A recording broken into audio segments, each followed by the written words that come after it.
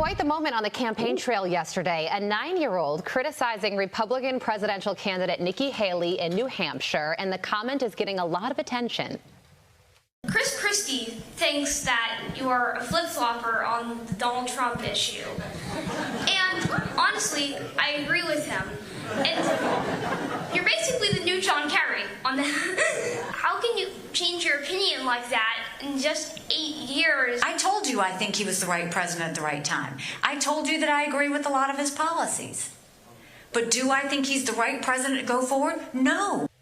Outkick host Tommy Lahren joins us. Tommy, before we get to your reaction, I must say that as a 9-year-old, I was not well versed in the policy positions of the GOP presidential candidates, much less when they change them. But your take on that exchange? Yeah, the fact that he knows who John Kerry is surprising, but it's positive because that just shows that young people are getting politically active, whether his parents told him to say that or not. I mean, it really doesn't matter because he's not wrong, right? He makes a very good point. He says, John Kerry, I say Republican version of Bud Light, but either way, this is not a good moment for Nikki Haley, but you're going to see this start to crank up now that she is edging up in the polls. She's relatively unscathed up until the last couple of weeks, and now she's getting that treatment that Ron DeSantis has been getting for the last really year and a half. So it's going to be interesting to see how she handles it. The slavery comment the other day, or the lack of the slavery comment, not good for her. Wait until the left piles on and the heat turns up. I think you're going to see Nikki Haley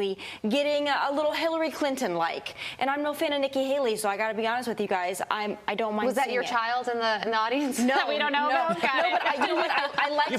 I like to see young people challenging Republican candidates because they need to be challenged that way. So he was like maybe a little mini Vivek, and I think that it probably bothered her to hear. But she's going to have to deal with that if she wants to be what she thinks is a front runner. She's going to have to deal with that. No, it's a great point about the young people being politically involved. I love when I see things like that because they're listening to their parents, they're watching the news, and that will spur political opinions of their own. It's great to see young people politically active. The way that she usually handles this criticism, and it may be true in a way, is that when people are attacking her, she says it's a good thing for her, though, because she is rising in the polls. So on one hand, not some good moments on the campaign trail.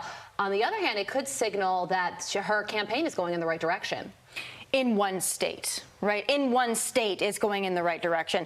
I still believe that this is a Donald Trump, Ron DeSantis race, and probably more like just a Donald Trump race at this point. Good for Nikki Haley for putting herself out there. Is great for women in the Republican Party. I don't think she's the right candidate for the moment, you know, as she often says about Donald Trump, and I don't think she's the right candidate for the new Make America Great Again type of Republican, but she's going to have to handle more of this criticism, and I hope that she doesn't say that this kid was a plant.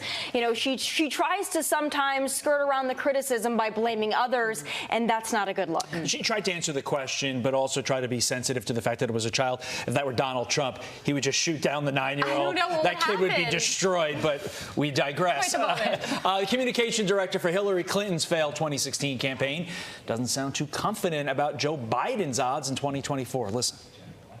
How would you be feeling right now holding the hand that Joe Biden has turning into an election year? Look, it's super scary, you know? Like the fate of the republic is hanging in the balance, and there are polls that have Donald Trump leading right now. I would feel good about making the economic argument. There is just this scary thing that overhangs everything about whether, you know, we're just too divided. It's just too late.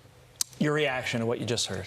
Well, if the economic argument is what she has in the plus column for Joe Biden, I'm not sure things are looking so great. I don't know if telling people that the economy is going well is really going to do anything for Bidenomics or the re-election campaign of Joe Biden. But advisors are coming out of the woodwork saying that they're very concerned about Joe Biden.